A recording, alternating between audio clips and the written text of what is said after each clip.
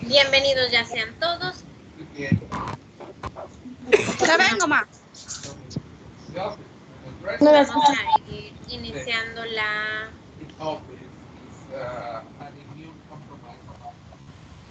Vamos a ir iniciando la clase. Antes de que ustedes empiecen a exponer por equipos, nada más voy a terminar de dar por visto el tema de las habilidades del terapeuta, de las cuales ustedes hicieron ya la última tarea de la semana pasada, fue haber hecho el mapa mental. Por lo tanto, vamos a ver la temática para poder cerrar ya con esto y entonces iniciemos con el tema de las técnicas. ¿De acuerdo? Ay.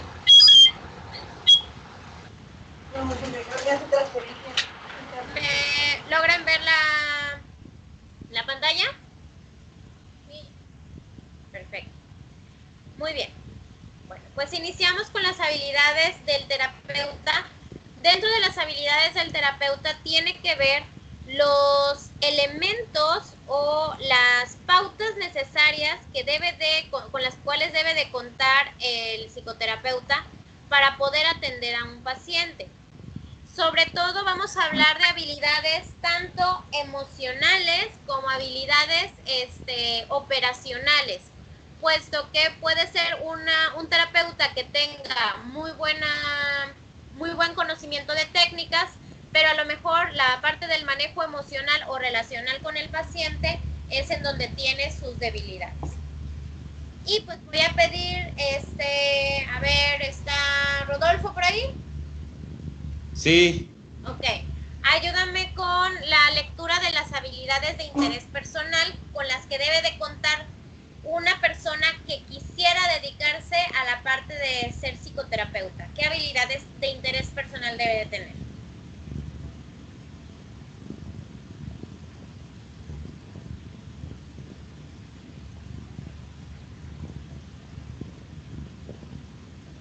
¿La alcanzas a leer, Rodolfo?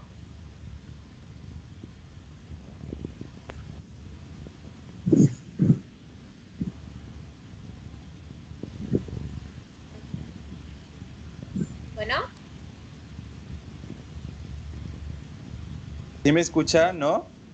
Ahorita sí, ya. Escucha? Sí. Es que como hay mucho norte de este lado, como que se pierde mucho la señal.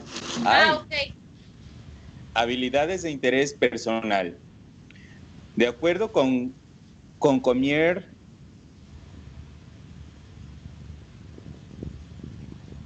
Ya te dejamos de escuchar.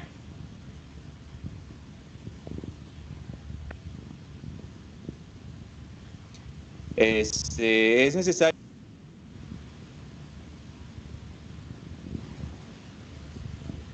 Me pone que me silencian el micrófono. Ya lo veo, ahora lo veo menos. Y ahora sí. Ahora sí. Sincero interés por la persona y su bienestar.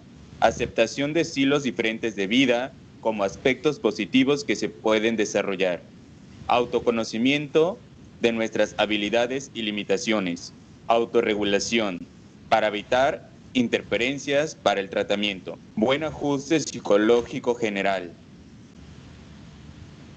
Experiencia vital, conocimiento de contextos socioculturales diversos, confianza en sus propias capacidades, energía y persistencia, flexibilidad, principios éticos y profesionales. Ok, gracias Rodolfo. Estas son las habilidades de interés personal, o sea, a alguien que a lo mejor esté interesado en convertirse en psicoterapeuta tiene que tener al menos estas características, aunque a lo mejor no tenga en particular todas, pero sí la gran mayoría.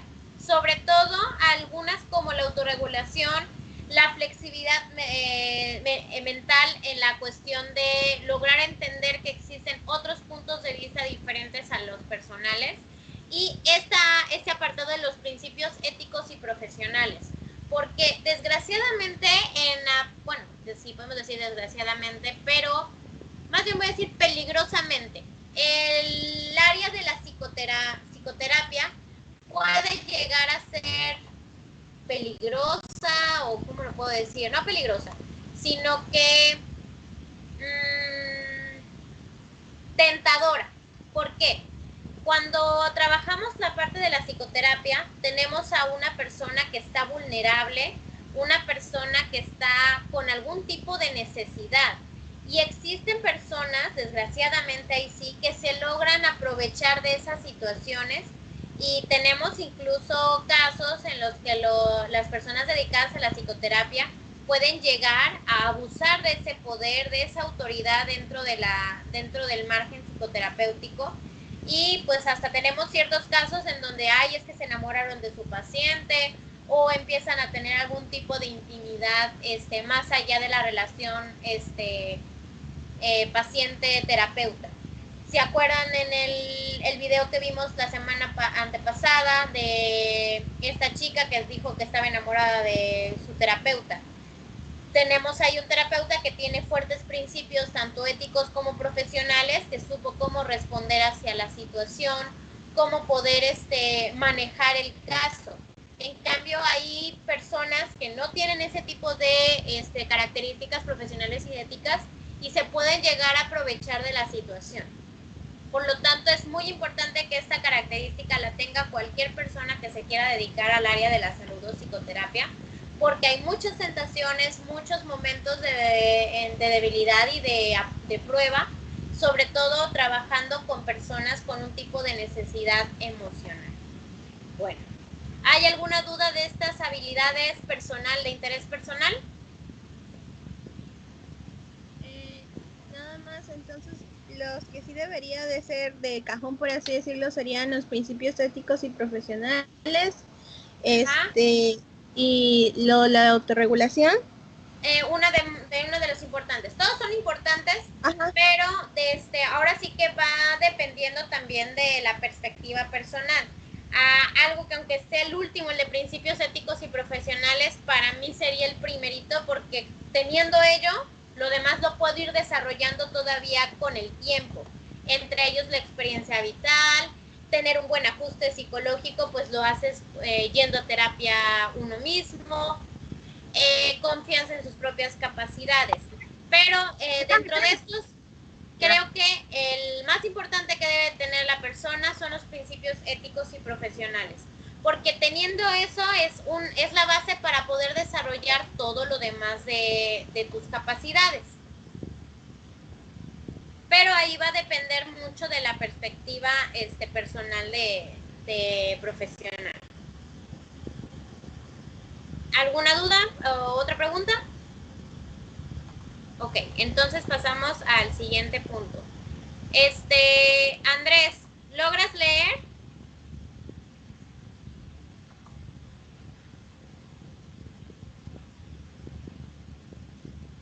Andrés, ¿tienes apagado el micrófono? Ya. Ok, ¿logras leer? Claro que sí. Ok, aquí ahorita Andrés nos va a leer cuáles son las motivaciones funcionales, o sea, qué motivaciones a nivel interno debe de tener una persona para trabajar con sus clientes o sus pacientes. Cabe aclarar que hay motivaciones tanto funcionales como motivaciones disfuncionales, o sea, aquellas motivaciones que no son positivas para el desarrollo de la psicoterapia.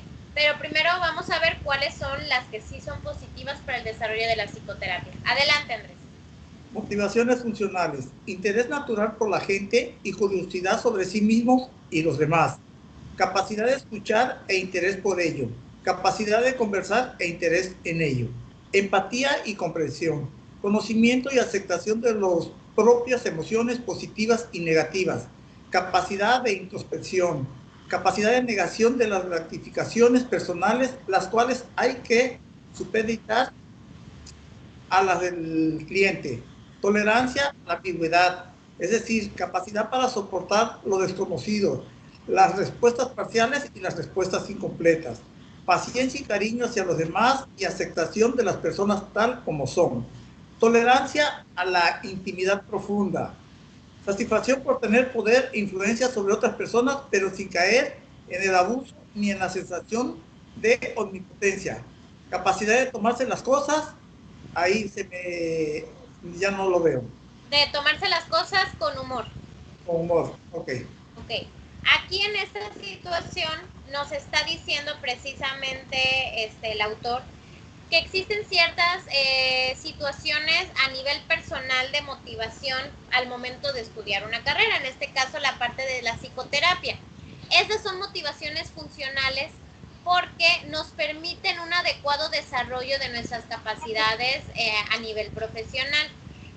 Esto quiere decir que estas motivaciones son de acuerdo a lo que nosotros queremos o tenemos en plan de vida.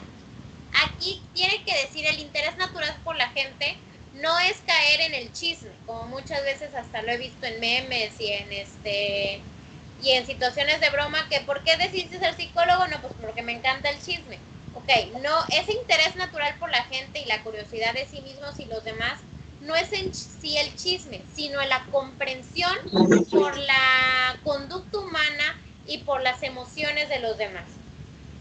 En la capacidad de escuchar, vamos a ver qué es la escucha activa y cómo es realmente escuchar y comprender a una persona. No solamente es verlo y quedarse viendo a la persona sin dar un tipo de reacción.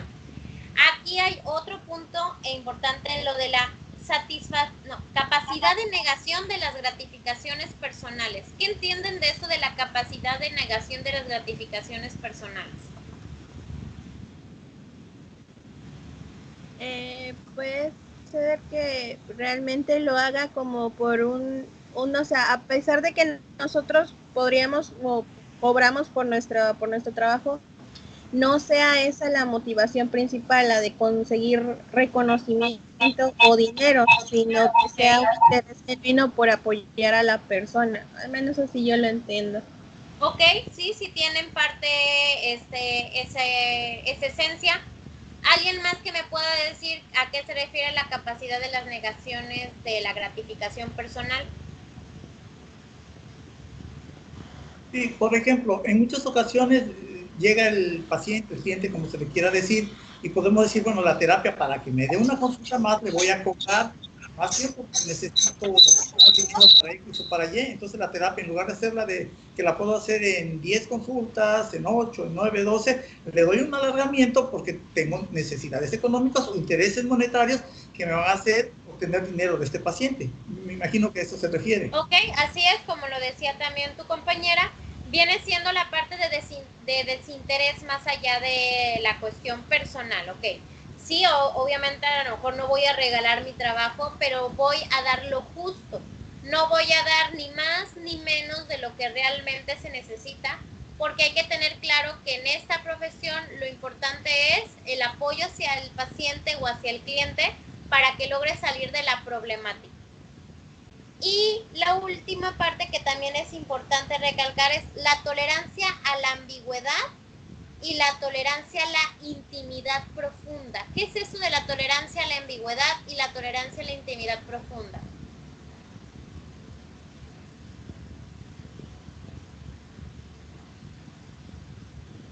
¿A qué le suena eso de ser tolerantes a la ambigüedad? ¿Será que se refiere a la ambigüedad, a lo que a veces el paciente no tiene tan concreto? O sea, al que puede que en su argumento diga cosas que no concuerden. Ok, vamos cerca de la idea, ¿sí? Y porque dice capacidad para soportar puestas parciales y respuestas incompletas. O sea, aunque nosotros queramos preguntar o le hagamos una pregunta concreta y él no quiera o no tenga la capacidad o nos dé la vuelta para no responderla, como que tenemos que tener tolerancia de espera, no desesperarnos, el decir, no, ya no puedo, ya ahí mejor que se quede en la terapia porque ya no puedo. Ok, entonces hablaríamos de un tipo de valor de la paciencia, una virtud de la paciencia a los clientes. Porque en la tolerancia y en la ambigüedad también entra la parte en donde el mismo paciente se puede llegar a contradecir de manera continua o que podemos creer que ya vamos así, vamos teniendo un avance y de repente hay un retroceso o hay ciertas actitudes o manifestaciones ya del paciente que creíamos que ya habíamos avanzado y resultó que tuvimos un retroceso. Entonces, esta situación tiene que ver con una virtud de tolerancia, de paciencia hacia el paciente y de tratar de comprender precisamente qué situaciones a su alrededor le está provocando que tenga este tipo de ambigüedades. Así como en el momento de una entrevista, muchas veces nos pasa cuando decimos, bueno, ¿y cómo te sentiste con esta situación? Y en vez de decirme cómo se sintió, me explica qué hizo o me explica por qué lo hizo. Entonces hay que saber más bien adaptar nuestras preguntas a las perspectivas de nuestros pacientes para que sean cómodas para ellos. Muchas veces pueden ser por dos situaciones que no contesten de manera clara. Una, porque no les quedó realmente clara la pregunta, o dos, porque hay una parte inconsciente que no quiere contestar esa pregunta y puede entonces irse por otra vertiente. Y esto de intimidad profunda, ¿por qué creen que sea importante la tolerancia a la intimidad profunda?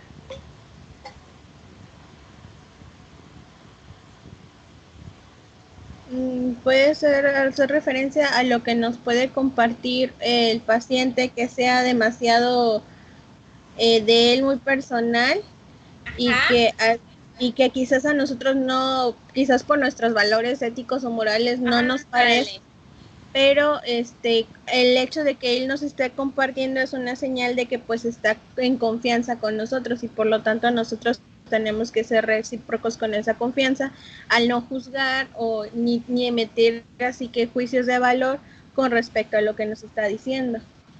Es correcto, eso tiene que ver con la tolerancia a la intimidad profunda. El aceptar, ahora sí que de manera objetiva y no de manera dramática o escandalosa, ciertos aspectos de la vida de nuestros pacientes, porque va a haber cosas que a lo mejor puedan salir de la estructura normativa de nuestro pensamiento, pero hay que saber ser tolerantes con esa intimidad que te está el paciente, ahora sí que confiando.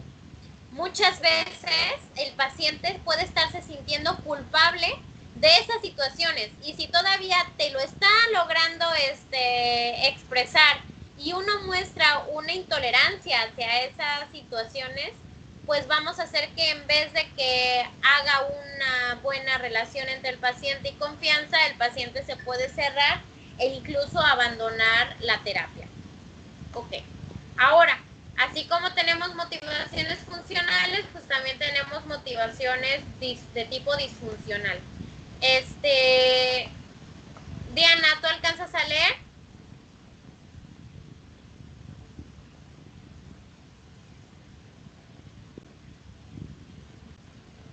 ¿Cómo? No le escuché.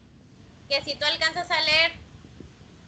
Veo muchas pantallas sobre la pantalla, pero sí. A ver, aquí, ¿alcanzas a leer bien la presentación?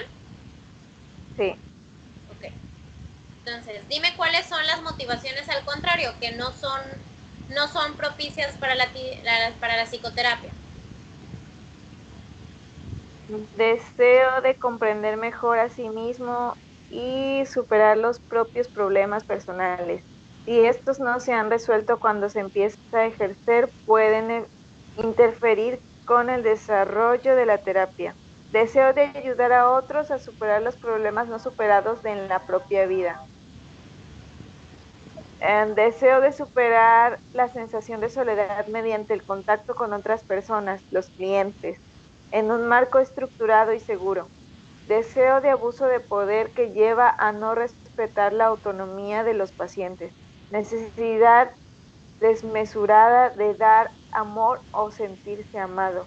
Deseo de rebelarse contra la autoridad. Esto puede hacerse sin problema en un marco seguro de la terapia, pero puede conducir a recomendar a los pacientes cosas contrarias a sus intereses.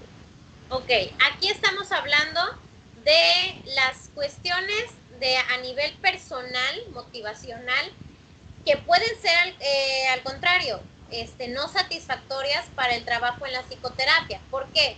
Una cosa es tener el interés del conocer o comprender la vida de las personas, pero otra es cuando yo quiero comprenderme a mí mismo a través de otros y quiero ejercer la psicoterapia sin yo haber trabajado mis propias problemáticas antes. Entonces, cualquier psicoterapeuta primero tiene que pasar él mismo primero por un proceso de psicoterapia, porque si no, lo único que vamos a hacer es proyectar o traspasar nuestros propios problemas a las de nuestro paciente. Otra cuestión es que hay ocasiones, y ya me ha tocado ver, de psicoterapeutas que en vez de poner un margen realmente clínico o de intervención, toma la psicoterapia como si fuera una salidita por el café o una conversación muy casual, sin entrar a detalles ya a técnicas interventivas. Entonces hay que tener cuidado con esas motivaciones en las que se tiene una fuerte necesidad de aceptación, de socialización. Nuestros clientes no son para socializar, nosotros estamos dando un servicio de ayuda psicológica para la resolución de problemas de los otros, no de los nuestros. Para resolver los nuestros, pues vamos a nosotros mismos a psicoterapia. No debemos tomar nunca que la psicoterapia es una parte de crecimiento para el propio psicoterapeuta en el momento de tratar con los pacientes. Y pues esas serían las motivaciones disfuncionales, aquellas que no nos ayudan para el proceso de psicoterapia y que al contrario pueden denigrar nuestro trabajo. Estas son precisamente las habilidades que ustedes debieron tomar en cuenta al momento de realizar su mapa mental, que fue la última entrega. Y pues bueno, Rogers menciona que tiene que existir 3 actitudes básicas para el buen psicoterapeuta, que es la empatía, la aceptación incondicional y la autenticidad. Para lograr la empatía es necesario llevar como herramienta la escucha activa. Bueno, ¿y qué es la escucha activa? Fanny Abrego, ayúdame con la lectura de la escucha activa. Escucha activa: cuando se escucha de manera apropiada al cliente es posible los siguientes acontecimientos. Facilita que el cliente hable de sí mismo, aumenta las probabilidades de comprender al cliente, se fortalece la relación con el paciente, motiva al cliente a continuar con la terapia, aumenta las probabilidades de éxito. Ok, eso es la escucha activa. Es realmente escuchar de manera apropiada al cliente. Cuando hablamos de apropiado es no nada más que te quedes sentadito y te quedes atento escuchando, pero sin tener un tipo de retroalimentación con él. Para que se considere una escucha activa, por eso se llama activa, tiene que haber un intercambio de ideas en ese proceso de escucha. Tanto que la persona se siente escuchada o que vea que la escuches, como que el otro también sienta respuesta de parte tuya. Y estas formas de escucha activa pueden ser incluso sin emitir palabras. A lo mejor un asentamiento con la cabeza, una mirada de consuelo o una mirada atenta, también es una forma de responder al paciente. Es como cuando ustedes están a lo mejor hablando con un amigo y de repente ustedes les están platicando lo que les sucedió en el día, que estaban muy preocupados, y la persona está en el teléfono y puede que te esté escuchando, pero ¿cómo se sienten ustedes si están platicando de algo que es importante y está viendo que está con el teléfono o está mirando para otro lado o ni siquiera te hace o ok? No hay ningún tipo de respuesta. ¿Cómo se sentirían ustedes? ¿Que realmente les están poniendo atención o que a lo mejor la otra persona está en su propio mundo? Me sentiría mal, molesta. Sí. ¿Se sentiría molesta? Sí. Ok. Sí, por eso ahorita creo que no extraño a las personas. Extraño salir al mundo, pero no a las personas.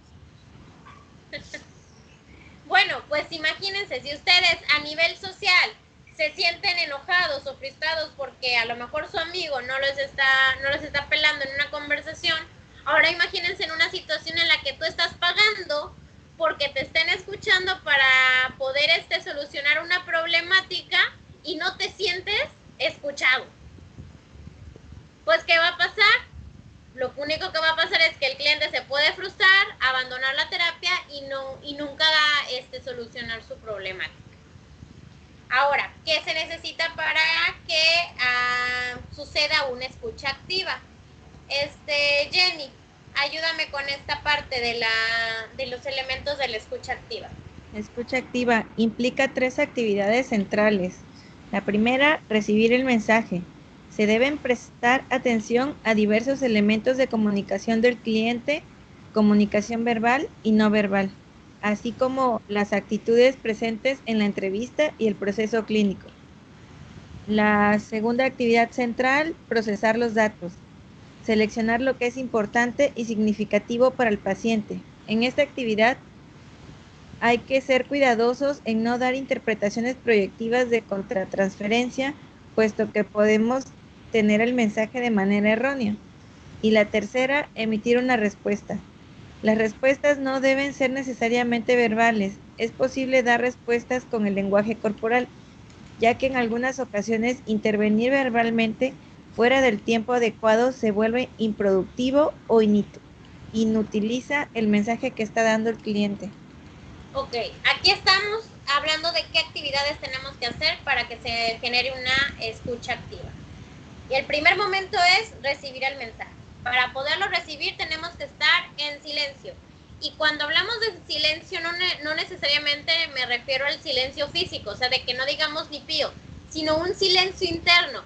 No estar como que estás escuchando al paciente, pero dentro de ti también está pensando en las listas del mandado, que estás pensando en que saliendo te vas a ir al café con los amigos, que estás pensando en las propias preocupaciones personales, sino un silencio también interno donde estés realmente recibiendo el mensaje de la persona, prestando atención a los detalles, ya que al prestar atención a los detalles podemos pasar al procesamiento de datos, de todo lo que te está diciendo el paciente, realmente rescatar qué es lo importante, qué es lo central, qué es importante, qué no es importante o trascendental en lo que te está diciendo, para después ya emitir una respuesta.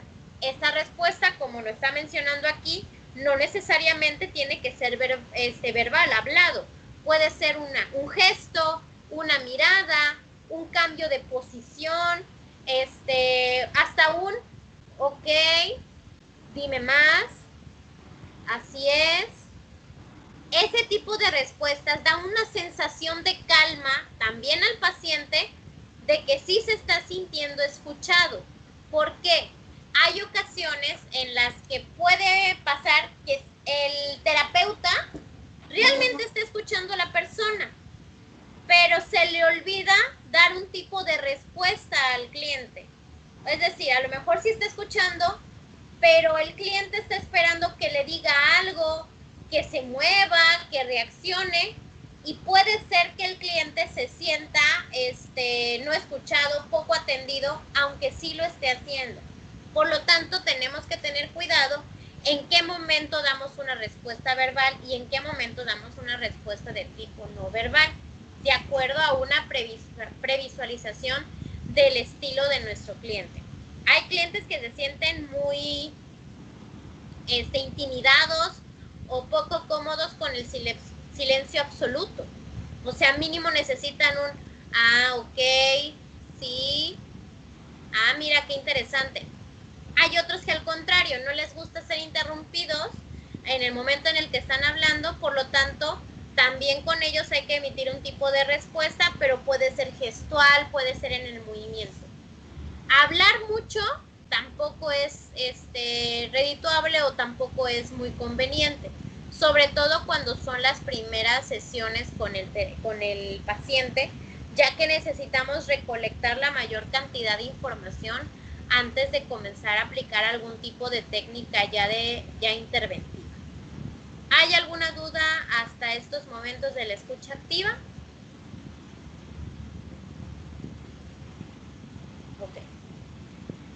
sea, con la práctica me iré dando cuenta qué tipo de cliente tengo, ¿no? Claro, te puedes dar cuenta a lo mejor en la entrevista principal, en la forma en cómo reacciona, o si se queda callado a lo mejor esperando a que tú digas algo, ok, estás evaluando qué tan tolerante es tu paciente ante el silencio. ¿Qué tal? Sí. Y con mi estilo, también cada terapeuta Claro, va a tener su cada estilo. terapeuta tiene su estilo, y también como cada terapeuta tiene su estilo, podemos saber elegir a qué pacientes podemos atender y a cuáles no. Cuando yo estaba... Por ejemplo, y eso ahorita me acordé cuando yo estaba estudiando, nos preguntaron, ¿quiénes tienen prejuicios? Y entonces muchos dijeron, no, yo no tengo prejuicios, soy totalmente open mind. Ok, entonces dices que no tienes prejuicios, bueno, eres un completo mentiroso. ¿Por qué? Todos tenemos prejuicios, todos tenemos estereotipos que están arraigados a nosotros. Algunos a lo mejor son problemáticos, pero otros podemos llegar a decir que hasta son funcionales y la persona puede vivir con sus prejuicios durante toda la vida sin molestar a nadie. Sin embargo, hay que saber conocer nuestros propios prejuicios.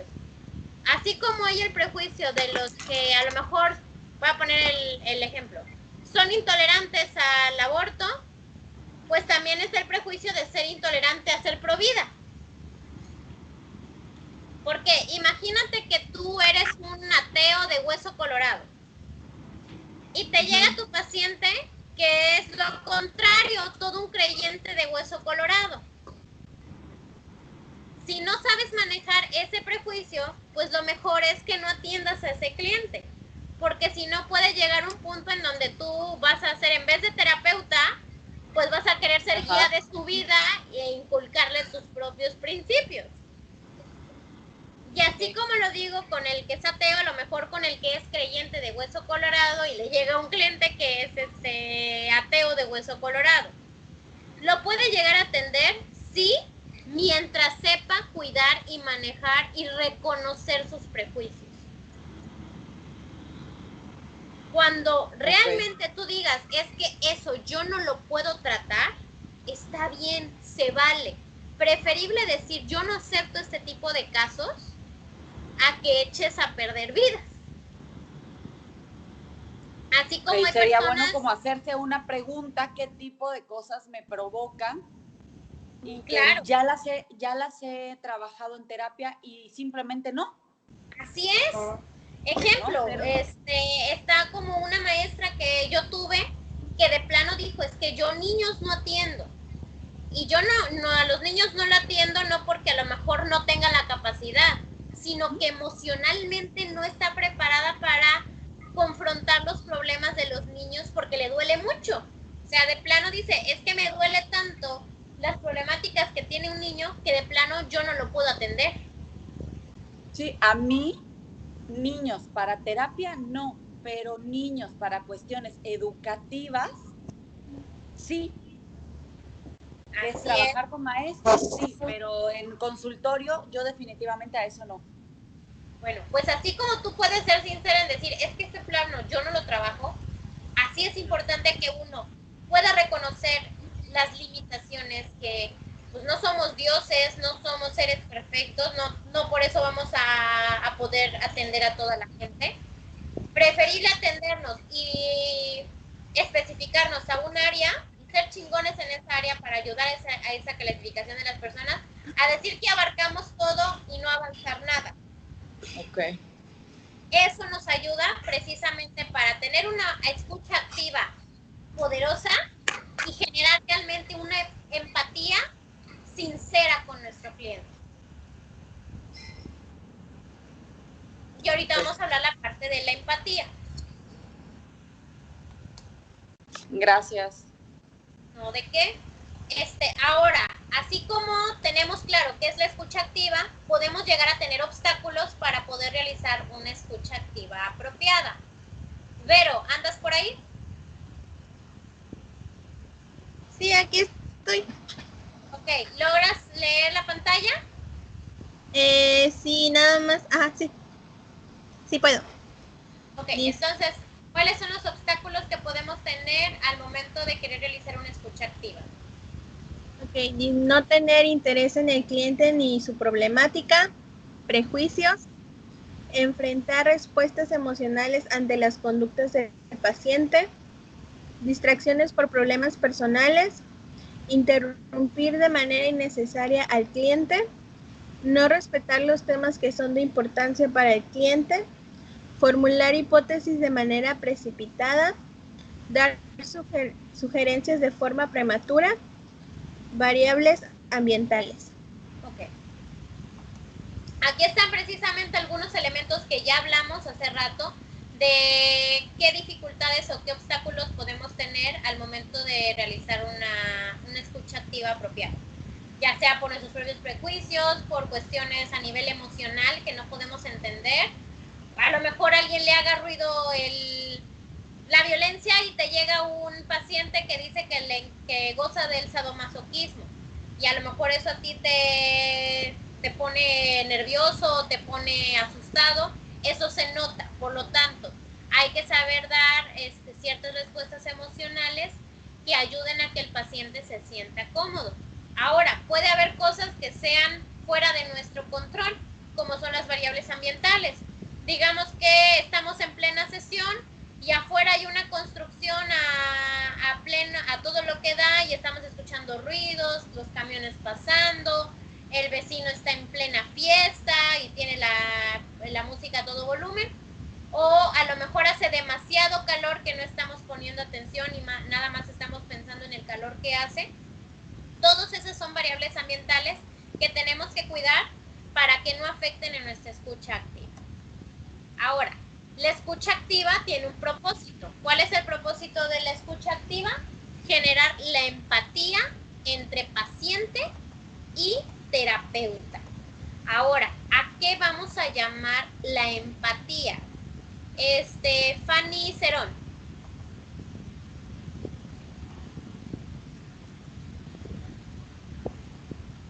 ¿Sí? Ayúdame con la lectura de lo que es la empatía. Ok, nada más que ya está. Empatía es la capacidad para poder comprender al cliente y darle a entender al cliente que comprende su situación y que está interesado en ello. Para poder establecer la empatía con el paciente es necesario conocer el marco de referencia, entre ello comprender sus sentimientos, percepciones y acciones. Las herramientas utilizadas para lograr establecer la empatía efectiva con el cliente son escucha activa, tratar los asuntos importantes para el paciente, formular las preguntas de manera apropiada para comprender la problemática, realizar recapitulaciones o paráfrasis para una adecuada retroalimentación y el efecto reflejo. Ok, aquí la empatía es precisamente lograr un momento de cercanía. No es de que, le quiero caer bien al paciente o que quiero que mi paciente me caiga bien. Va más allá de que te caiga bien, va a la parte de comprender a la persona. Es decir, tú puedes tener en la vida diaria empatía por una persona que a lo mejor no te cae bien. ¿Cómo podemos tener la empatía hacia una persona que no te caiga bien? Imaginemos, Dios no lo quiera. No sé, a lo mejor yo tengo a un compañero con el que me llevo pésimo, pero resulta que su mamá falleció. La empatía es lograr sentir la comprensión o la solidaridad con mi compañero, que aunque no me caiga bien, pues estoy comprendiendo el que está pasando por un duelo. Y entonces mínimo le doy el pésame o mis condolencias. Y eso no es ser que dicen, es que ser hipócrita. No. Ser hipócrita es cuando uno hace algo diferente a lo que predica. Es decir, digo que eres mi amiga, pero en tu espalda te doy la puñalada. Eso es ser hipócrita. Pero dar el pésame a una persona, aunque no te caiga bien por una situación de este tipo, es ser empático con tu compañero. Esa es la diferencia y eso es lo que tenemos que buscar en la terapia con nuestro cliente, es buscar esa empatía. No es de que quiero caerle bien, quiero que se sienta cómodo o evitar decirle algo para que no se ofenda, no. Una cosa es importante recalcar.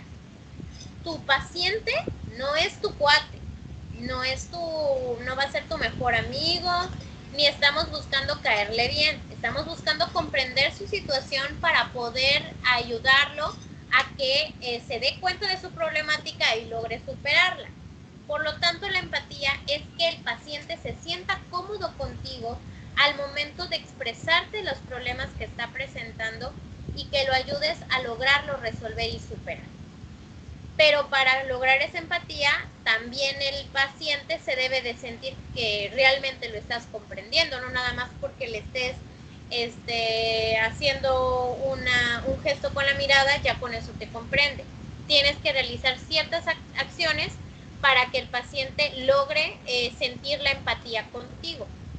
¿Cómo lo puede lograr? Con la escucha activa, que es lo que vimos hace rato, el tratar los asuntos importantes para el paciente, o sea, cuando te esté hablando el paciente, escucharlo de manera profunda, escucharlo, preguntarle sobre todo si te está diciendo que su problemática está ligada a que se lleva mal con su mamá. Bueno, entonces ya vi que esta parte de la mamá es lo que le está causando ruido.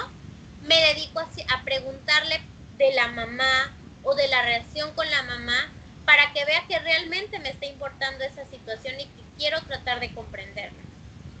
Formulo preguntas apropiadas, no invasivas del todo, pero que vamos logrando cierta profundidad de su comprensión. Esto de hacer recapitulaciones es un feedback. ¿Qué es un feedback? Un momento en el que hago preguntas de lo que ya me dijo para saber si el mensaje me quedó claro. A ver, vamos a hacer una pequeña pausa aquí. A ver, hasta ahorita me has hablado de tu mamá, que la situación de que se fue de la casa, que esto te está causando conflictos desde hace años. ¿Es correcto? Ah, sí, sí es correcto. Creo que no entendí esta parte. Hace rato me dijiste que ver a tu mamá te causaba un conflicto personal, pero que al mismo tiempo tienes deseos de verla. ¿Es correcto lo que estoy entendiendo? Esa es una pregunta de recapitulación y de feedback que ayuda a que la persona se sienta que realmente estás tratando de comprender su problemática y que vas a llegar a la esencia de lo que se va a trabajar en la terapia. Y el efecto reflejo creo que esto sí lo conocen, que es hacer como espejo con el paciente. Preguntarle de algo que ya te está diciendo en ese momento para que quede claro y confirmado de que el mensaje está siendo bien entendido tanto por parte del terapeuta como del paciente. Okay. Ahora sí ya terminamos esta parte de la presentación de las habilidades del terapeuta. ¿Hay alguna duda hasta aquí, chicos?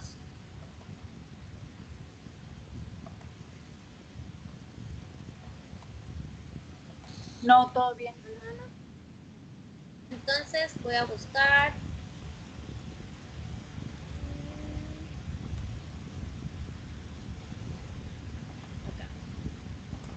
Bueno, entonces comienzo con el primer equipo, que es el que nos van a presentar técnicas cognitivo-conductuales.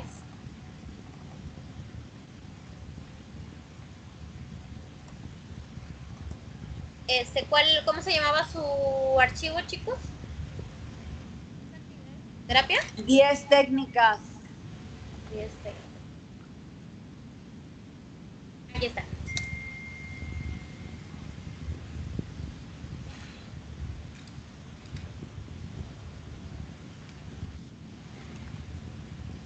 Aquí está, es esta, ¿verdad? Sí. Ok, entonces la pongo en grande para que me vayan diciendo cuándo debo de pasar a la siguiente o en qué momento me detengo, ¿sale? Sí.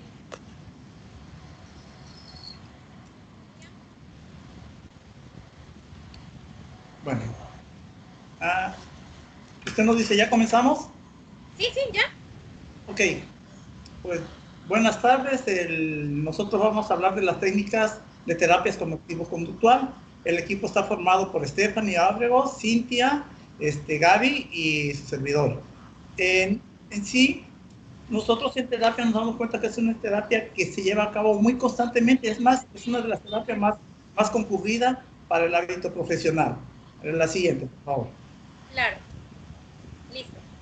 Vamos a hablar de 10 técnicas en sí. No quiere decir que nada más existan esas técnicas. Hay una infinidad de técnicas, pero estas son técnicas más sobresalientes. Entre estas técnicas de las terapias cognitivo-conductual más utilizadas es la de exposición. ¿En qué consiste eso? Pues exponer en el aquí y el ahora la situación en la cual se presenta el problema. La otra técnica es de sensibilización sistemática, que también es muy parecida a la de exposición, nada más que simplemente en esta de sensibilización sistemática se hace un preámbulo para ir más enfocado a lo que está causando el problema. La reestructuración cognitiva, pues efectivamente consiste en cambiar nuestra manera de pensar en sí. Posteriormente voy a decir en qué consiste este tipo de terapias. El modelado es pues, hacer cierta imitación, modelar ciertas actitudes que nos están creando ciertos trastornos, ciertos problemas que nos tiene alterado o que nos está provocando un no estar bien. La inoculación de estrés, pues esta inoculación de estrés, pues nosotros sabemos que por llevar la vida tan acelerada, hay muchas cosas, mucho malestar, y nosotros tenemos que inocular. Inocular es como una vacuna, hacer algo, hacer una técnica para cuando se nos presente esta situación, siempre vamos a tener estrés, pero cuando se nos presente, que no nos dañe tan fuertemente. Las otras técnicas de entrenamiento de institución, resolución de problemas, autocontrol, respiración, son estas las técnicas que vamos a abordar en un momento. La siguiente, por favor. Claro. Bueno, en el enfoque cognitivo-conductual, nosotros si hacemos un poquito de historia, pues sabemos que lo conductivo tiene muchísimo tiempo que está presente. Posteriormente lo conductual, posteriormente se le agregó lo cognitivo, es en base a hacerlo más científico, hacer con las experiencias que sean más objetivas, que tengan unas bases científicas, unas bases científicas bien preestablecidas. Esta técnica surge del conductismo. Nosotros si recordamos todo lo que es el conductismo clásico, el operante, y después vamos viendo cómo los elementos cognitivos, cómo se nos van a presentar para poderla llevar a cabo. Estas técnicas nosotros, si nos podemos recapitular un poco, recordamos que es ver la situación que se nos presenta, qué es lo que pensamos, porque siempre se nos va a presentar algo, pero lo importante no es lo que se te presente, sino en la forma en que tú lo vas a interpretar, en la forma en que tú vas a llevar a cabo ese pensamiento. En la forma en que tú lo llevas a cabo, pues te va a detonar un sentimiento, y al mismo tiempo el sentimiento, pues lógico que te va a llevar a tener una reacción. En base a esto, nosotros pues vamos a llevar a cabo estos ejercicios. Nosotros sabemos precisamente que vamos a tener, para llevar las fases de la técnica cognitivo-conductual, si nosotros recordamos las técnicas de Aaron Berg, que se considera como el padre de estas técnicas, sin embargo, tenemos a este señor, Albert Ellis, que él se le considera el abuelo.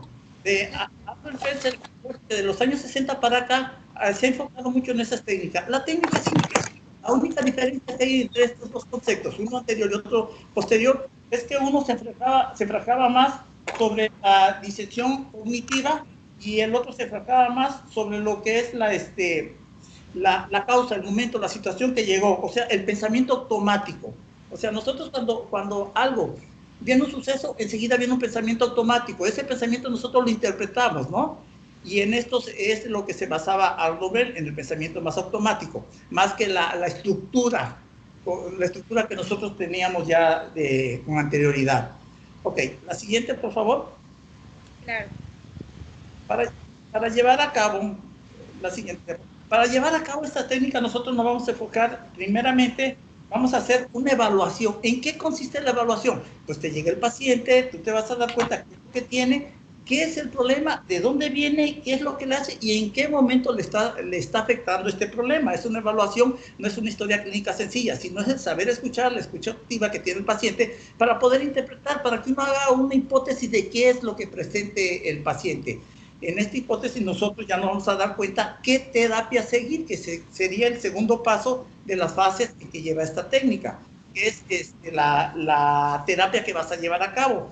Tú llevas la terapia, la primera parte, que es la primera parte, que es la de evolución, la haces en 2 consultas. No precisamente en una sola consulta la puedes hacer. Tienes que hacer en 2 consultas porque hay cosas que se te pueden atravesar o no puedes entender, que no entendiste en la primera consulta.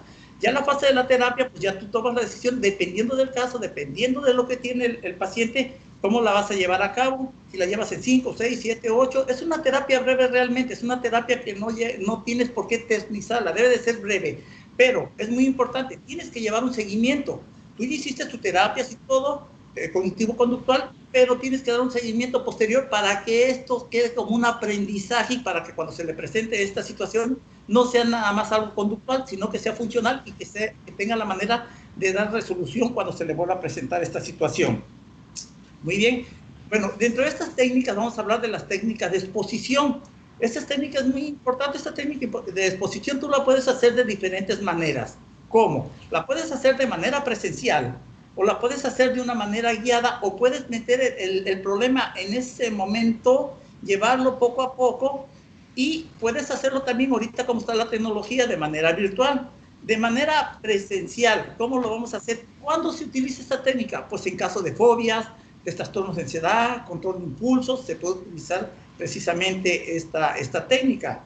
Se basa en sí en confrontar al paciente, qué es el estímulo que le provoca ese miedo, esa ansiedad, qué es lo que le produce, y se debe hacer una jerarquización de lo que le está provocando. Es decir, por ejemplo, voy a poner un ejemplo viviente. Yo le tenía mucho miedo a las ranas, a los sapitos y todo eso.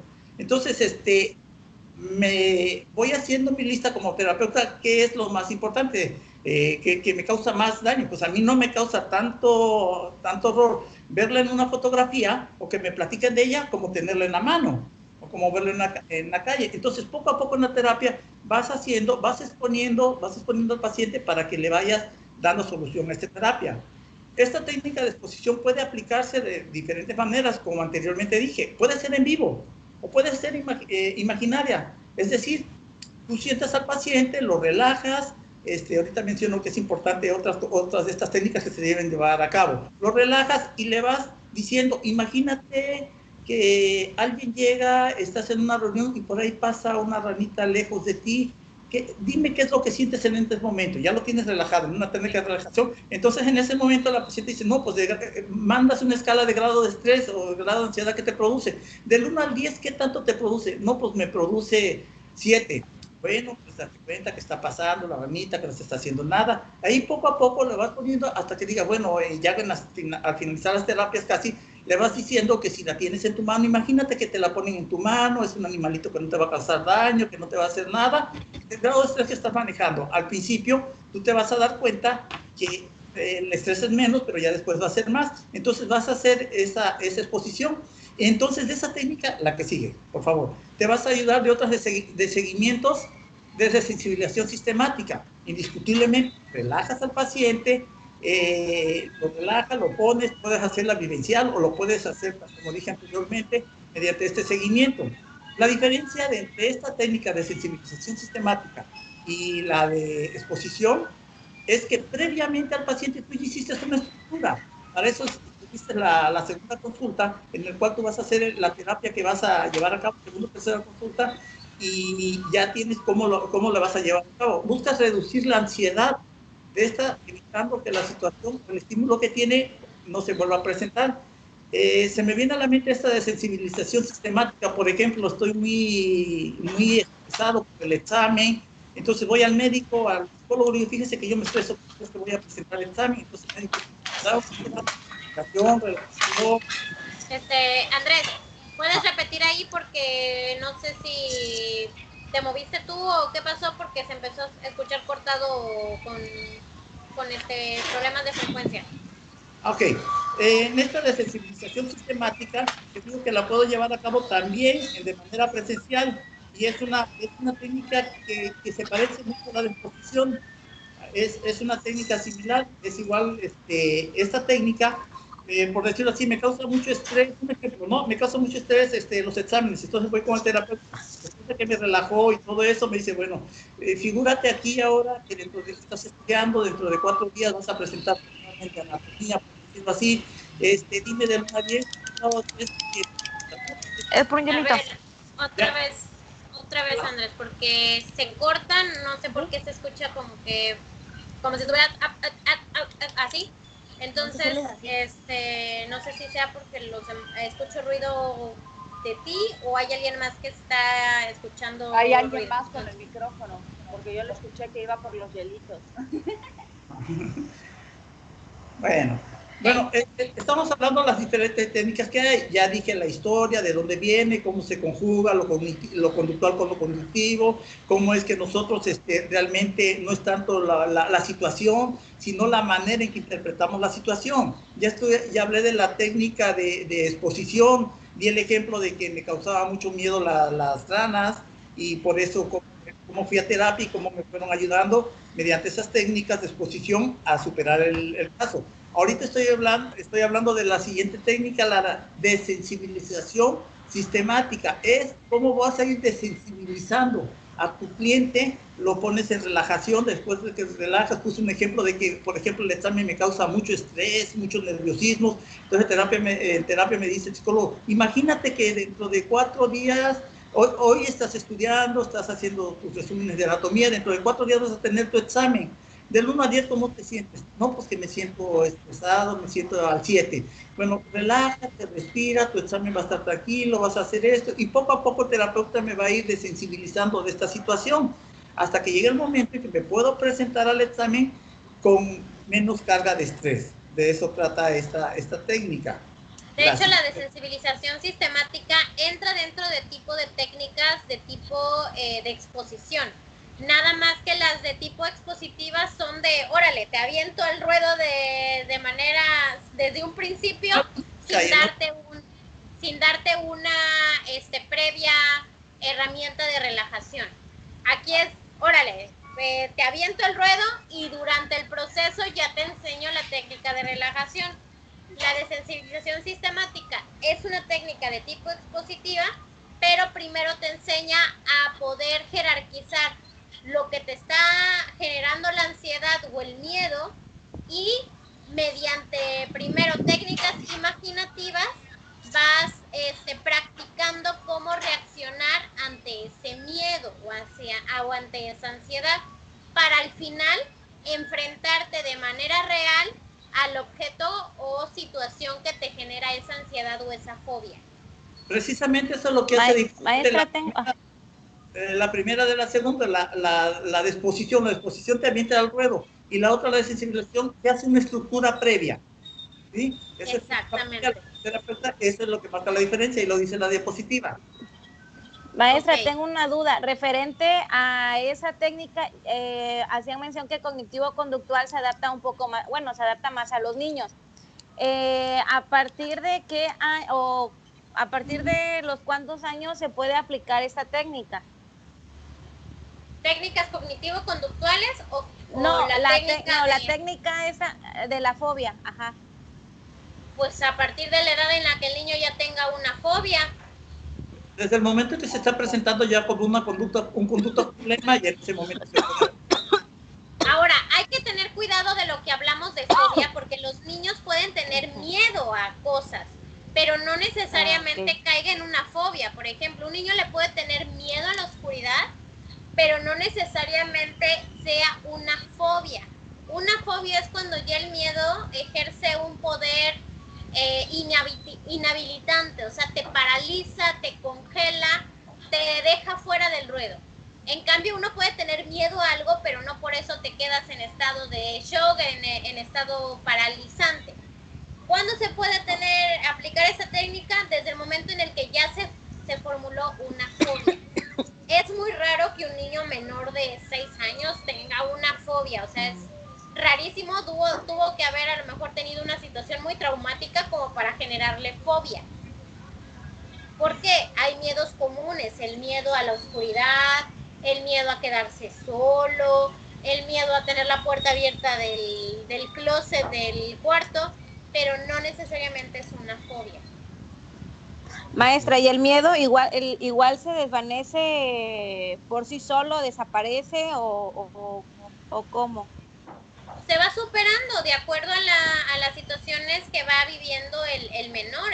Es muy común que un niño le tenga miedo a la oscuridad, pero su experiencia lo va a ir enfrentándose de manera natural al miedo para superarlo. Precisamente esta técnica es para encontrar una adaptación. Este problema, la situación y la técnica se da para hacerlo que se adapte a la vida cotidiana. Porque el miedo está presente, es una de nuestras herramientas que tenemos presente, pero hay que ver hasta cuándo el miedo te está provocando una alteración, una inestabilidad personal. Así es. Pues esta técnica Wolper la explica súper bien, la de sensibilidad sistemática. Explica súper bien esta técnica. Ahora, hay que hacer mucho hincapié. Esta técnica conductiva conductual es muy importante porque está centrada a la persona, al aquí y el ahora, ¿sí? O sea, es resolución del problema, que es otra de las técnicas que más adelante van a hablar los compañeros. Pero esto no significa que no se va a ver lo que está causando el problema, porque puede tener un problema por allá de porte psicodinámico de orientación psicodinámica que lo está provocando, ¿no? No nos metemos en ello, pero sí tenemos que conocer qué fue lo que lo está provocando, ¿sí? Ok, la que sigue de las diapositivas, que ya no las veo. Ahora ahorita te las pongo. Si quieren hablar los compañeros, pueden interrumpir. Todos estudiamos todo, pero si quieren hablar, con gusto, ¿eh? La reestructuración cognitiva, esta técnica es sumamente importante. Esta técnica es la que mayor parte utilizan los psicólogos. Ya me considero, todavía no soy, ¿no? Forma parte de casi todas las técnicas cognitivo-conductual. A ver, espérame tantito, Andrés.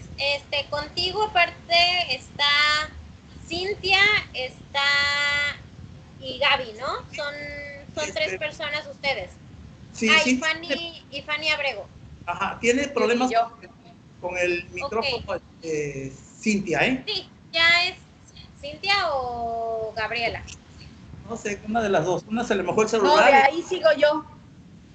Ok. Con Andrés sigo yo. Ustedes me dicen hasta dónde paro de hablar, ¿eh? Porque yo sigo. Después de reestructuración cognitiva voy yo. Ok, porque aquí ya veo, porque Andrés ya me mencionó como unas tres técnicas, entonces por eso lo pregunto, porque era que cada quien diera una técnica de tipo cognitivo-conductual, pero estoy viendo que... Ok. Bueno, prosigue, Andrés. Voy yo. Reestructuración cognitiva. Pues esta técnica es básica en el tratamiento de la mayor parte de los trastornos psíquicos. Forma parte de todas las técnicas cognitivo-conductual. ¿En qué se basa esta técnica? Pues se basa en modificar un esquema de pensamiento del paciente a través de diversos métodos. Esta técnica, pues nosotros tenemos que reestructurar la forma en que pensamos. Anteriormente ya les hablé la situación, el pensamiento, la acción y lo que tenemos que el sentimiento y la acción que llevamos. Esta técnica tiene el poder de hacer que aparezcan nuevos hábitos, que desaparezcan las rutinas a las que estamos acostumbrados y son poco útiles o generadores de molestar. Miren, te vamos a explicar. Por ejemplo, llego a terapia y digo que no me llevo bien con mi pareja, que nunca me escucha, que no me hace caso, que le importo poquito, que no le importo nada. Nunca me atiende. El irse a los extremos es parte de esta técnica. Entonces, pues, puedo platicar, ya me dijeron el motivo de la consulta, pero dice, no, es que mi pareja nunca me escucha. Dice, a ver, dice que nunca te escucha. Y cuando le dices que si van al cine o algo, te contesta que va. No, en este caso sí me contesta. Entonces, sí te escucha. Tal vez no te escuche cuando está ocupada haciendo una actividad. Sí, es que cuando está en la cocina y le hablo y ni me contesta. Bueno, aquí debes marcar la diferencia, cambiar el nunca me escucha, porque por una frase que diga, cuando estoy ocupada no me presta atención. Es cambiar la manera de pensar, la percepción que nosotros tenemos de esa situación. En eso consiste esta técnica, en reestructurar nuestros pensamientos. O sea, mis pensamientos de que nunca, el que jamás y todo eso, cambiarlo, hacer una reestructuración nueva. Bueno, es que mi pareja en ocasiones no me escucha. Ya es muy diferente al decir nunca, ¿sí? En esto consiste esta técnica. Antes de concluir, todas las técnicas entre sí tienen entre ayuda lo que es la relajación, lo que es la respiración, te puedes ayudar para llevarla a cabo. ¿Qué otra cosa se me olvida de por ahí? Pues creo que es todo, más o menos, de lo que me toca a mí. ¿Alguna duda o algún comentario o algo? No, básicamente esta parte de la reestructuración cognitiva es de la terapia racional emotiva, que la vemos con ELIS, que es un tipo de técnica cognitivo-conductual, donde vemos las ideas irracionales de nuestra estructura cognitiva y la tenemos que reestructurar. Sí, efectivamente. Quiere que hable los niveles de pensamiento que tenía Bart y lo de él, en donde se llevaba a cabo este tipo de terapia. Creo que lo mencioné hace rato, los niveles de pensamiento, que les dije que era sobre el nivel de pensamiento automático, el de creencias intermedias y creaciones nucleares, o la estructura que tienen los pensamientos ya de las estructuras que viene de familia o del medio donde está, o de lo que te llega automáticamente. En ese tú haces razonas y formas tu pensamiento, formas tu criterio. Eso es de las técnicas de reestructuración cognitiva. Exactamente. Ok. Lo mencioné, creo que no lo estaba anotado, pero sí lo mencioné, que son las fases en que se lleva a cabo. Ok, está bien, no te preocupes. Ok, entonces sigo con técnicas de modelado. Técnica de modelado. ¿Alguien quiere hablar o hablo yo? Por ahí creo que fue Fanny la que dijo que ella seguía después de ti. Bueno, en lo que se ponen de acuerdo esta técnica de modelado, es un tipo de técnica, el individuo realiza una conducta o interactúa en una situación con el objetivo de que el paciente observe y aprende de manera de actuar concreta en la que manera es capaz de imitarlo. Por decirlo así, esta se basa mucho en la observación. Le voy a poner un ejemplo. A mí me mordió un perro y me gustan los perros, pero me da mucho miedo. Entonces voy a darle a esta persona una técnica donde voy a poner un modelo similar a las características de él, ¿sí? Es decir, busco a esta persona, claro que ya tengo la estructura de cómo voy a llevar a cabo la técnica, le voy a decir, mira, el perro no te va a pasar ningún daño, le pongo, imita a esta persona, mira, esta persona ve cómo llega al perro, pero a mí el perro me causa ansiedad, mira, imita a lo que está haciendo esta persona. Y ya te vas a dar cuenta y vas haciendo que esta persona pueda enfrentar esa angustia que le provoca el perro. Tal vez porque en su infancia le mordió un perro, lo lastimó o le hizo algo así. Ahí voy. Ahí se me toca a mí.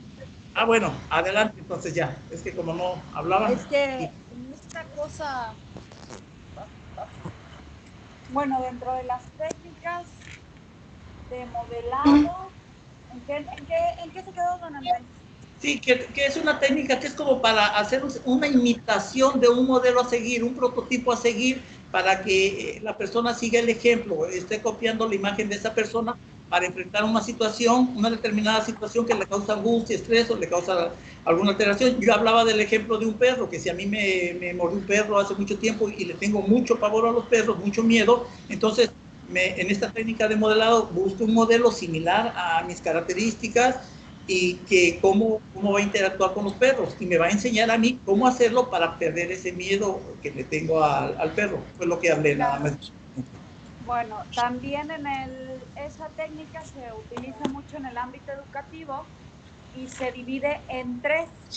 Uno puede ser una sola especificación de una metaconducta, y ahí podríamos decir que es, a ver, ¿qué es lo que quieren? ¿La técnica o qué es la meta? Claro, una meta real. Hay que decirle al cliente si es real o no real lo que se quiere lograr. Podemos dar un ejemplo, ¿no? Que es con niños. No, pues que deje de hacer berrinches. Otro ejemplo con adultos. No, pues aumentar la confianza, la autoestima. De ahí el punto número 2 sería establecimiento de un punto de partida o línea de base. Ahí será ¿a dónde? ¿De dónde partimos? Nuestro punto 3 sería la planificación y el tiempo que utilizaremos para llegar a esa meta. Sería un modelado de conducta y un segundo. Y de ahí en la meta, cuando partimos en la parte 1, intereses del cliente que sean posibles. Ahí es muy importante recalcarlo. Y en la parte 2 vamos a la de inoculación del estrés. Bueno, pues en esto se trata de un procedimiento para aprender a relajarnos. Es quitarle, siempre vamos a tener estrés en nuestra vida, en nuestro día a día, pero aprender Va la siguiente diapositiva. Aprender a relajarse en situaciones de estrés, para lo cual se utiliza la respiración profunda y la relajación progresiva. Eso es lo de inoculación del estrés. Esta técnica se basa en la preparación del sujeto cara a cara, de cara a hacerle frente a las posibles situaciones del estrés. En ella se pretende, en primer lugar, ayudar al paciente a entender cómo le puede afectar el estrés y cómo hacerle frente. Esto está en otra diapositiva, maestra. ¿Mande? Está en otra diapositiva, maestra, lo de... ahí está ya. Sí, eso sí. ¿Y cómo hacerle frente? El objetivo es que la persona se acostumbre a afrontar las situaciones estresantes de manera racional, sin quedar bloqueada por sus emociones. Aquí el procedimiento comprende de 2 pasos: aprender a relajarse en las situaciones del estrés, para lo cual se utiliza la respiración profunda y la relajación progresiva. Y el 2, creación de nuevos pensamientos para afrontar el estrés que contrarresten los antiguos pensamientos. A veces tendemos a tener los mismos patrones, las mismas conductas que nos provocan todo el día estar pensando lo mismo, ¿sí? Y estar tensos. Entonces, en eso se basa esa técnica, en herramientas. Ahí también ocupamos lo de las jerarquías. Yo creo que todo esto que estamos hablando es un todo, ¿no? Necesitamos de todas las partes. Sí, es tú, Cintia. La técnica anterior hace mucho hincapié Piaget en el proceso educativo, habla mucho sobre esta de imitación de modelos. Y la inoculación de estrés, esta técnica es parte igual, es de la de exposición y la de sensibilización. De hecho, la técnica de modelamiento es mucho más utilizada en el ámbito educativo más que en el ámbito terapéutico. Exactamente. Sí, por eso hice hincapié de que eso se ocupa, o sea, ver cuáles son las metas reales, ¿no? ¿Qué pretendemos hacer con el niño y en qué tiempo lo vamos a sacar, por decir así, del barranco?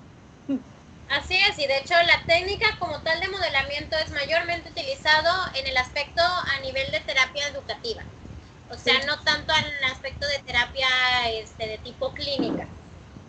Sí, ¿no? Piaget hace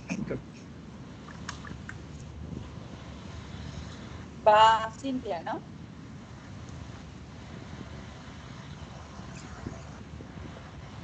¿Cintia anda por ahí o no sirve su micrófono? ¿Sí está Cintia? Creo que Gaby comentó que fue a buscar su laptop porque el celular no le funciona. Bueno, ¿Pero Gaby o Cintia? Ahora las dos tienen problemas con el micrófono, tanto Gaby como Cintia. Creo que sí, porque Gaby contesta, pero por mensajes. Pero Cintia de plano dijo sí me avisó. Pero seguimos con Gaby la... sí me avisó y me dijo que tenía problemas precisamente con el audio, pero Cintia no me dijo nada. Pero seguimos, maestro, no hay ningún problema. Seguimos nosotros, entrenamiento en autoinstrucciones. Ahí es donde guiamos nuestra propia conducta, indicado qué y cómo vamos a hacer algo. Yo creo que esto es para darnos un plan, ¿no? Determinada problemática, tales como una baja autoestima, percepción de autoeficiencia, puede producir que la conducta se vea perjudicada y no pueda realizarse con éxito e incluso evitarse. Con esta técnica se pretende ayudar al individuo a que sea capaz de generar verbalizaciones internas correctas, realistas y que le permitan llevar a cabo las acciones que desea realizar.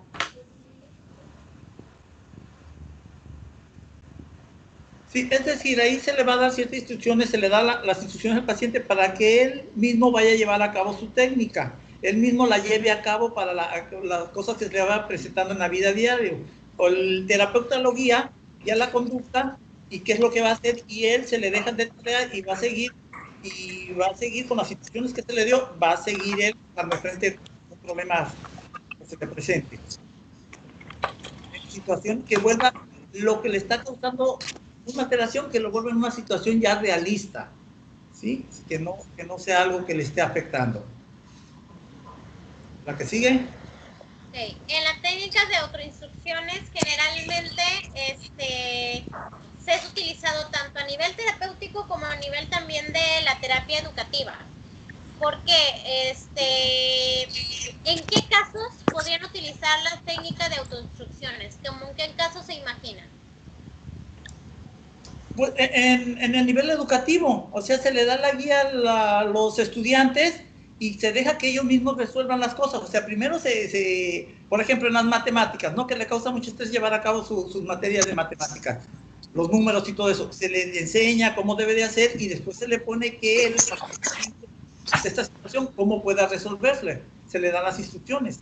Me imagino que en educativo es donde más se puede hacer. Y también se puede utilizar en clínica cuando algo le está causando malestar al cliente.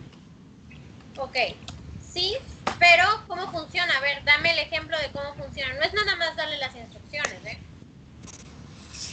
Porque también Espérame tantito, que me está mandando algo Gaby.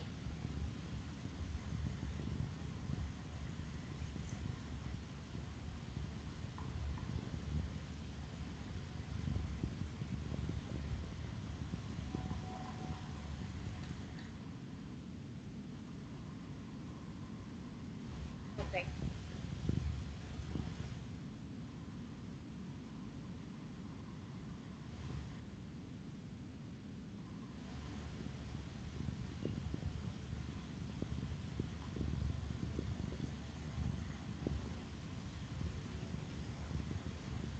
Ok, ya Gaby envió un audio para cuando le toque la suya, entonces cuando lleguemos a su tema, ahí ustedes por favor dejen de hablar para que podamos escuchar el audio que envió Gaby. En autoinstrucciones les podría dar un ejemplo. Cuando llegan los niños al kinder, los niños son guiados por unas instrucciones que no son explícitas. El niño llega, pone la mochila, él sabe dónde la pone, le da la instrucción la maestra, y le dice vamos a sacar el libro y le explica hasta con, vamos a sacar el libro azul, ¿ah? Levanta el dedo, ¿no? Todo lo tratamos de hacer. ¿Mande? No, estoy escuchando. Ajá. Por decir aquí, autoinstrucciones.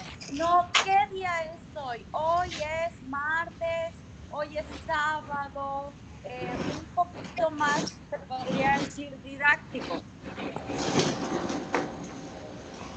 Yo le entiendo a que lo de autoinstrucciones, aprender a esperar su turno, un tipo de planeación más así.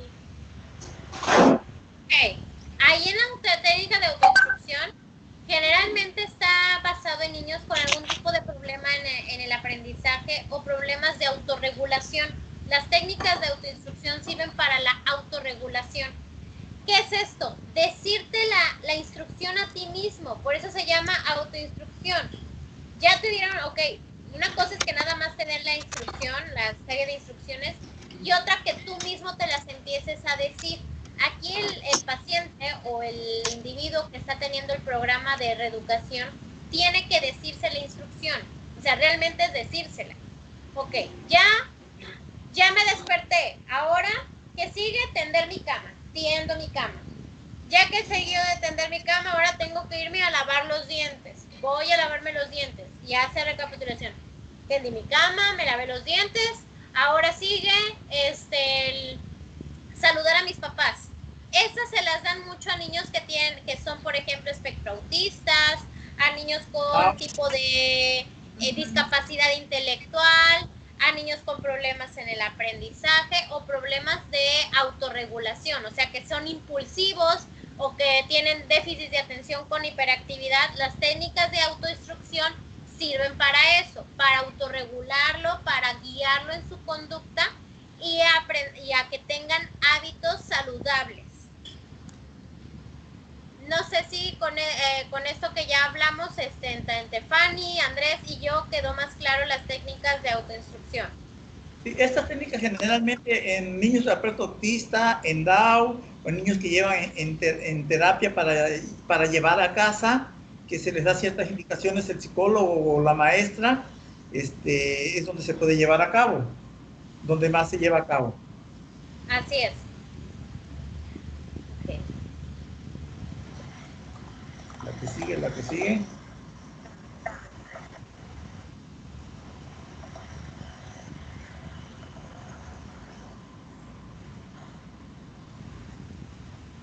Esa es la que sigue. Pues igual, cuando se le observa una conducta no apropiada, pues se le van a dar técnicas operantes o técnicas de condicionamiento para que vayan mejorando esas conductas que tienen, se ocupa mucho en niños, ¿no? Remite motivar a contribuir nuevas técnicas nuevas para modificar la conducta que se va a llevar a cabo. Se puede hacer mediante refuerzos o castigos, que realmente es mejor hacerlo mediante refuerzo y no propiamente mediante castigos. Es una técnica operante al 100%. Podemos encontrar el modelamiento y el encadenamiento para poder para poderlos adaptar al medio, para adaptarlo al medio ambiente. El reforzamiento difícil para reducir conductas y cambiarlas por otras que den mejores resultados. Creo que esas las vamos a poder decir ya, esas déjenmelas a mí que se las voy a explicar más adelante. La que son las técnicas ya de tipo de reforzamiento, la que son de reforzamiento positivo, las técnicas de reforzamiento negativo, el castigo y la extinción. Así como, no sé si ustedes van a hablar del principio de Prima. No, ahorita no, todavía nos tenemos que enfrascar en otras técnicas de respiración, en la de respiración, en las técnicas de, ¿cómo se llama?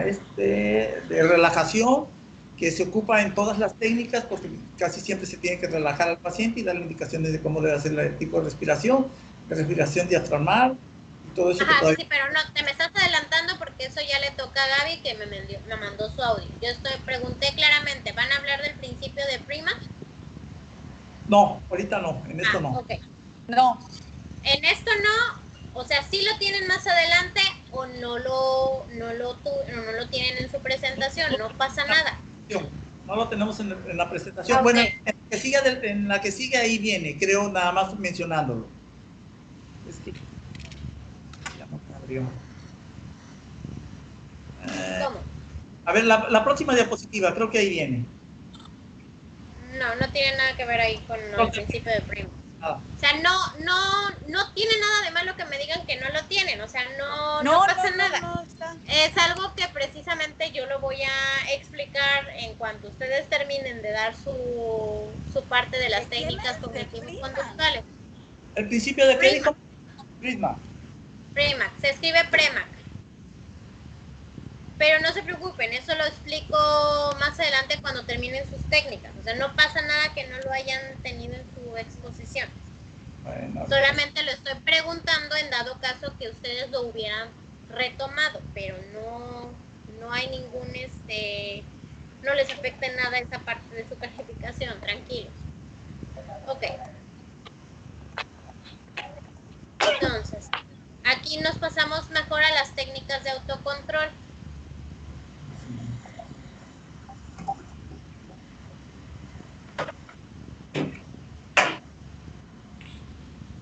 Ahí ha de estar en el audio que mandó Gaby, ¿no? Bueno, ella me dijo que son las técnicas de relajación. Sí, es eso. Ah, ok, entonces voy a poner el audio que envió Gaby para que lo escuchen. el principio de Prisma se me hace que es muy conductual, casi siempre conductual. Es que cuando hay dos situaciones, el niño, generalmente se utiliza el niño, utiliza la situación que más le está afectando, ¿no? La indicación que más A le ver, está... Andrés, no te me brinques, no pasa nada que ahorita no lo mencionen, no lo digas ahorita porque se van a hacer bolas los demás y te vas a hacer bolas tú. Entonces, mejor ahorita no lo toques, yo lo voy a hablar al final de su presentación. No pasa nada, Andrés, no pasa nada que ahorita ustedes no lo mencionen. Es que sí lo leí, pero no sabía dónde ponerlo. Por eso, o sea, no expliquen algo que todavía no logran comprender o que realmente no lo estudiaron. Entonces, mejor espérense a que terminemos ustedes de decir sus técnicas y ya lo retomaremos para que entiendan que es el principio de primer. Ok. Órale. Entonces, vamos a escuchar el de su compañera.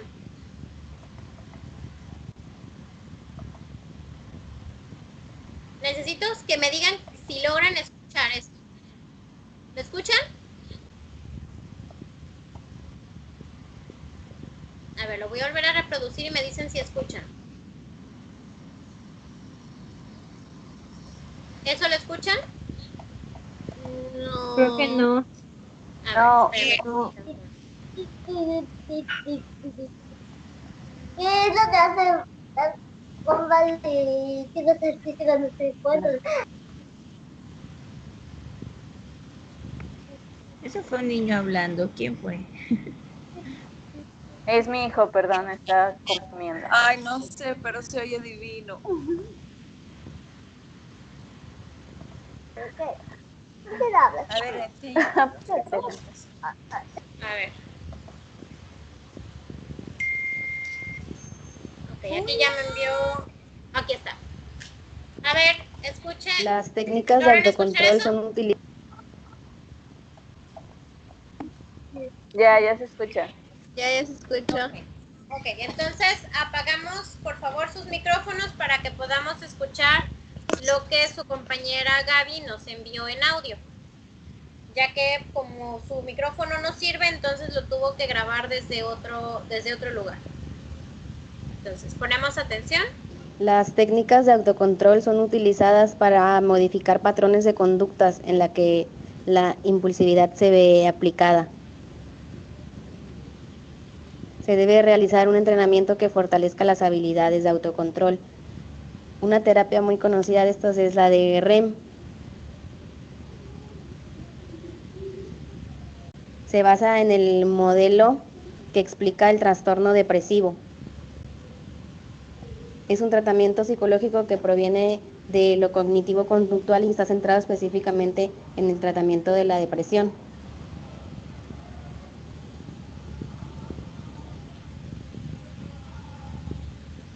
Okay. Escucharon esto, que son precisamente la técnica de autocontrol. Aquí estaba hablando de la técnica precisamente de REM, que ayuda a resolver ciertas índoles, ciertas problemáticas índoles de la situación de estrés o ansiedad. Estas técnicas de autocontrol son combinaciones de técnicas de tipo de respiración, así como técnicas a nivel de pensamiento, o sea, de pensar ya sea en cuestiones de mantras, en cuestiones de oraciones repetitivas, hasta que la persona logre encontrar un equilibrio o una autorregulación entre el pensar, no estoy nervioso, no estoy nervioso, no estoy nervioso, la vida es calmada, la vida es calmada. Esas son técnicas de autocontrol en el estilo de REM. Ahora vamos con el siguiente audio. La terapia de autocontrol de REM se basa en el entrenamiento y fortalecimiento de una serie de habilidades de autocontrol básicas que en el sujeto deprimido tienden a ser difíciles de identificar.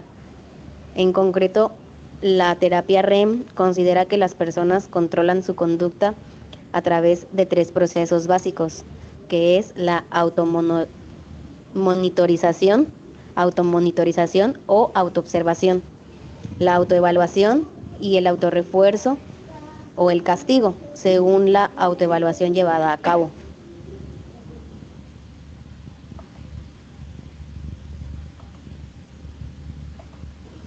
La terapia se lleva en 2 sesiones que se dividen en 3 fases en las que se trabajan las 3 habilidades, que es la fase de autoobservación, para hacer ver al paciente aspectos positivos o situaciones agradables y que disminuya la focalización en aspectos negativos. La fase de autoevaluación, que provoca sensaciones de impotencia y frustración, y la fase de autorrefuerzo, para entrenar al paciente a que identifique diversos reforzadores que sean importantes para él y poderlos aplicar así de manera contingente en los objetivos que se vayan cumpliendo. Y acá tenemos la de relajación, que es la que está acá. Las técnicas de relajación y de respiración se pueden usar en problemas como la ansiedad y el estrés. Dentro de este grupo encontramos la relajación progresiva. Es una técnica de Jacobson. Esta consta de 7 pasos. Es de tensar y relajar los distintos grupos musculares. Se basa en pensamientos y comportamientos asociados al estrés que provocan tensiones musculares. Cuando estamos tensos, nuestra percepción de estrés y sensación de ansiedad aumenta, y al relajar la musculatura logramos controlar esas sensaciones. Se debe de practicar al menos 7 semanas. En este tiempo la persona tendrá que aprender a tensar y a relajar 16 grupos musculares de todo el cuerpo. La etapa de tensión se realiza para que el practicante aprenda a identificar la sensación asociada al estrés o la ansiedad.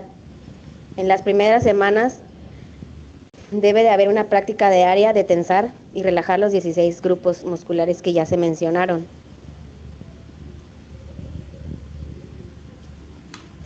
En la tercera semana, el tiempo para relajarse se vuelve más corto. A partir de la 4ª se aprende a relajarla sin tensión previa. En la 5ª y en la 6ª semana se aprende a estar relajado mientras se realizan otras actividades.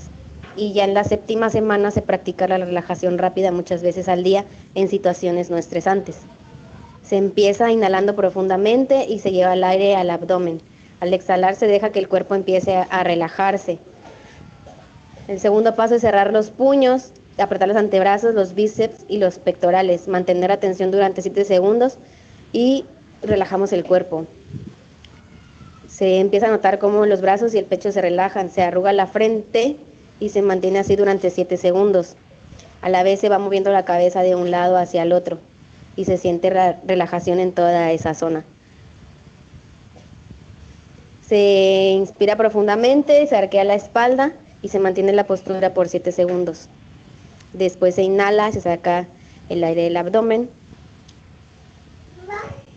y se flexionan los pies y los dedos de los pies para que se tensen los músculos de las pantorrillas y los glúteos. Así se mantiene igual durante 7 segundos y se afloja. Y para terminar se estira con los pies como una bailarina, a la vez que se tensa el muslo, los glúteos y las pantorrillas. Pasado esos 7 segundos se suelta y se empieza a sentir la relajación y se empieza a perder el estrés y la ansiedad. Hasta ahí eso sería todo lo que menciona su compañera. Vamos a dejar hasta aquí sus técnicas porque veo que todavía faltan bastantes. Vimos más de las necesarias y les dije que fuera una técnica por persona, pero yo creo que con las que vimos hasta el momento está muy completo. para poder realizar la siguiente actividad. Antes de iniciar la actividad que les voy a mencionar, necesito si alguien tiene preguntas, dudas o comentarios acerca de las técnicas que acabamos de ver con sus compañeros.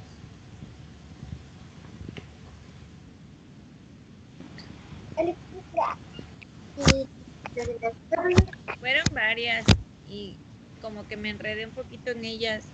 ¿Son algunas nada más las que vamos a tomar en cuenta o todas? Sí, no, vamos a tomar en cuenta algunas, ahorita precisamente para eso es la actividad. Ya hay algunas técnicas que son subtécnicas de las que mencionaron. El ejemplo es la de técnicas de exposición, mencionan la de sensibilización sistemática, es una subtécnica de una técnica de exposición.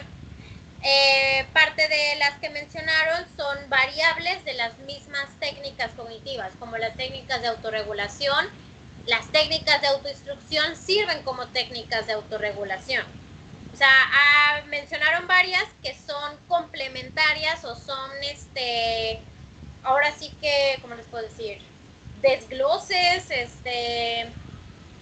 son producto de una técnica general.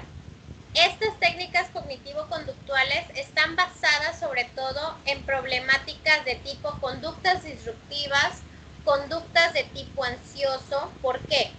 El miedo es una conducta aprendida, es una conducta que se va desarrollando con la experiencia. Nadie nace con miedo, el miedo se aprende. Por lo tanto, las técnicas de tipo cognitivo-conductual ayudan mucho para el trabajo de los miedos, las ansiedades, porque está probado que el miedo y la ansiedad es algo que aprendemos o que tenemos referencia de otras personas o de las personas que nos rodean. Por eso sirven estas técnicas. ¿Alguna otra pregunta? Hay algo muy importante de esta técnica que son las ventajas y las desventajas. No sé, creo que ya no va a dar tiempo, ¿no? Ok, pero... dime si quieres de manera breve ventajas y desventajas. De manera breve, las ventajas de la técnica cognitiva conductual es que estas técnicas han manifestado un elevado uso dentro de nuestra profesión. Este tipo de técnica son técnicas de elección para la mayoría de nuestros tratamientos. Otra gran ventaja de este tipo de técnica es que se basa todas en métodos científicos, es decir, que ya son comprobadas y ya son, ya no están a nivel experimental, simplemente ya son comprobadas que sí funcionan. Esa es la ventaja. Ahora, otra cosa, no es la panacea, son herramientas que nos sirven, pero no es la panacea, no todo se va a resolver con técnicas.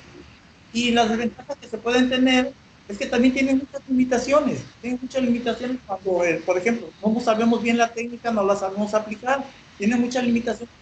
Tiene la capacidad o no quiere cooperar con estas técnicas, pues no se le puede obligar, porque el paciente es el que tiene la última palabra para llevar a cabo.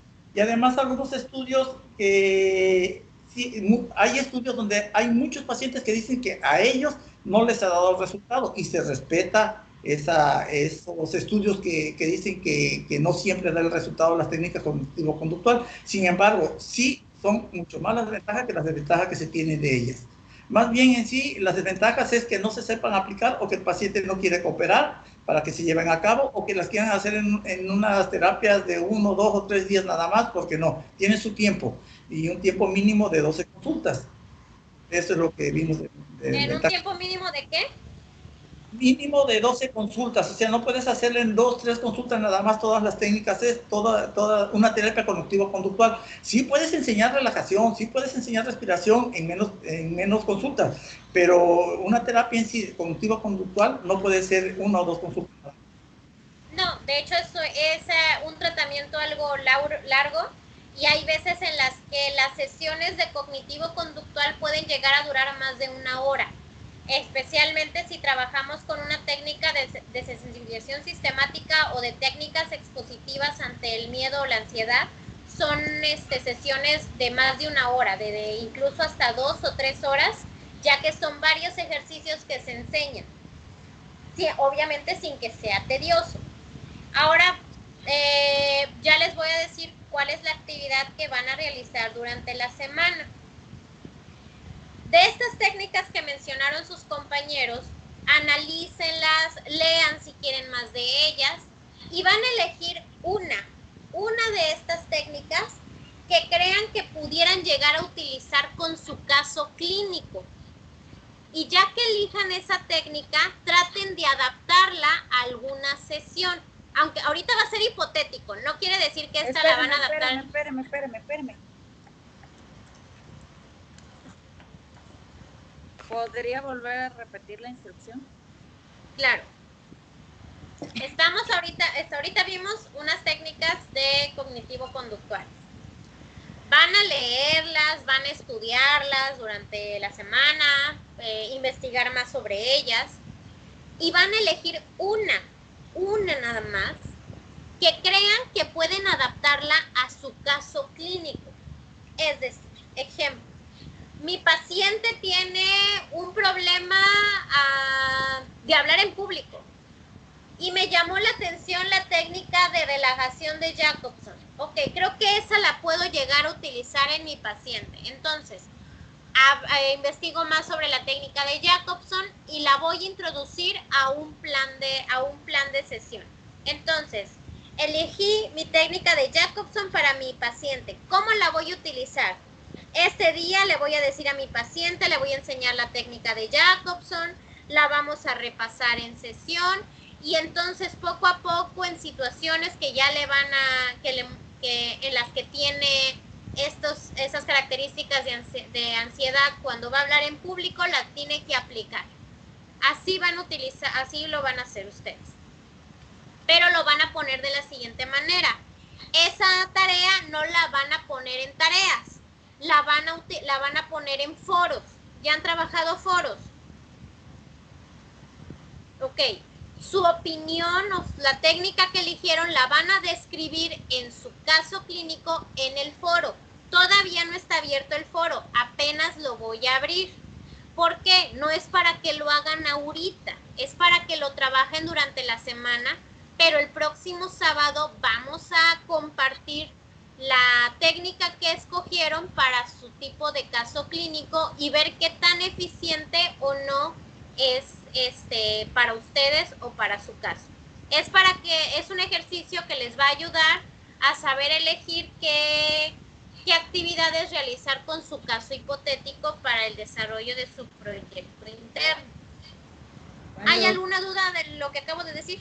Cuando pongamos en el foro lo de la técnica con la historia clínica, ¿quiere que pongamos la historia clínica completa o solo ponemos el nombre de la problemática y la técnica? Tú nada más vas a poner para mi paciente X, o sea, no tenemos que saber los demás cómo se llama tu paciente. Para mi paciente X considero que le puede servir esta técnica. Y pones por qué. Primero tienes que poner por qué. Porque presenta X problemática. No me tienes que volver a poner toda la historia clínica. Simplemente mencionas para qué problemática de tu paciente crees que te va a servir esa técnica y describes cómo la vas a utilizar con él. Ok. Por eso no es para ahorita, porque lleva un tiempo el que ustedes desarrollen eso. Eso es para entregarlo el siguiente sábado, ¿ok? Ok. Ahora sí, ¿otra duda o pregunta? No, gracias. Ok, entonces voy a dejar ya por terminar.